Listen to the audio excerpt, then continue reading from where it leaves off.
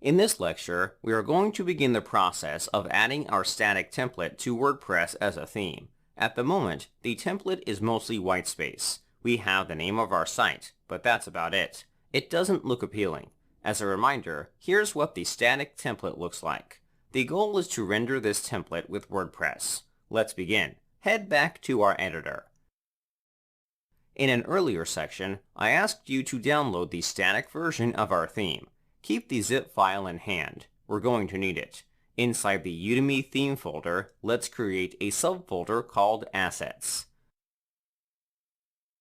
Unzip the contents of the static template into this folder, including the HTML files.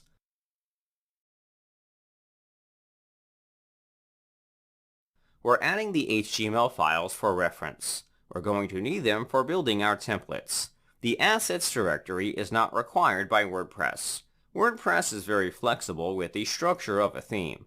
We're allowed to define additional folders and files. The only files WordPress requires are index.php and style.css files.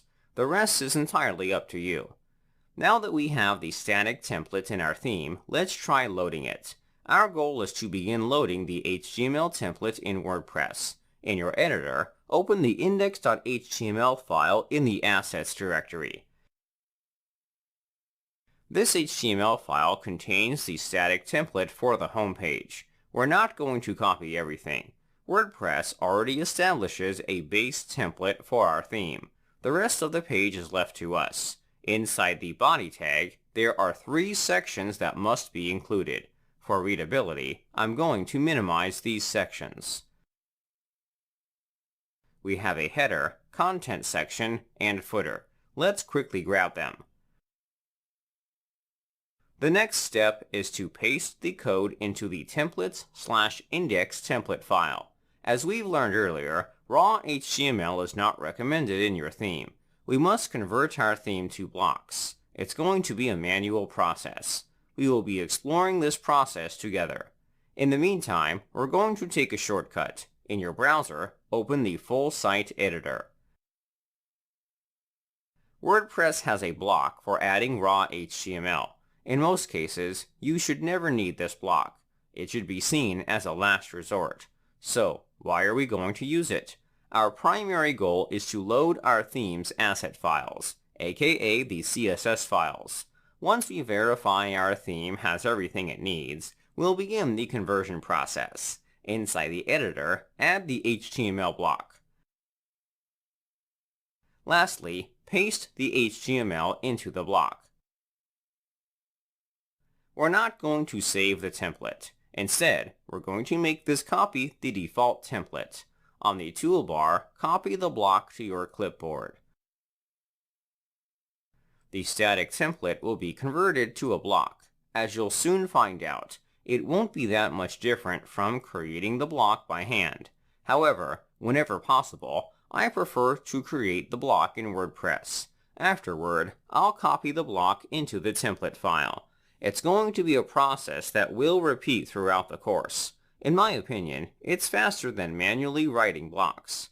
The final step is to update our template. Back in the text editor, open the index.html file. We're going to replace the site title with our HTML block. Lastly, let's view the home page on the front end. As expected, the template is completely broken. This is because our CSS hasn't been added. As long as the template is rendering on the page, you're good to go. Typically, this is the first step you'll take when developing a theme. You'll copy everything from the static template to the index template. We can consider this step a success. Our next step is to begin loading the CSS files. There are 2 solutions available, but one is better than the other. The first solution is to manually add the style sheets to the HTML document. However, this is not recommended. Hard-coding paths are not considered a reliable solution. Our theme should be installable on any WordPress site. Here's an example of a hard-coded path. Unfortunately, this solution will not yield the best results for most clients. There are 3 reasons why.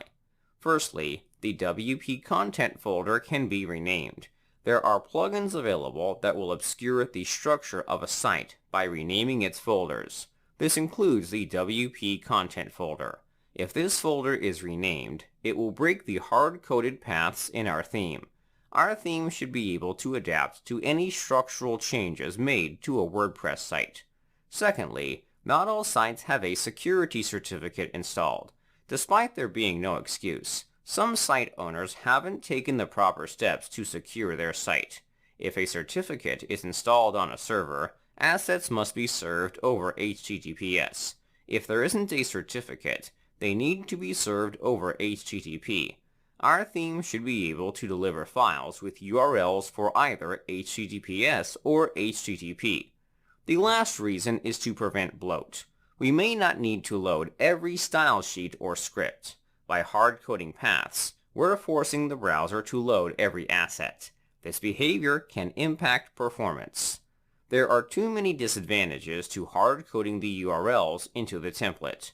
Luckily, WordPress can help us out with this problem. In the next lecture, let's talk about a viable solution for avoiding these issues.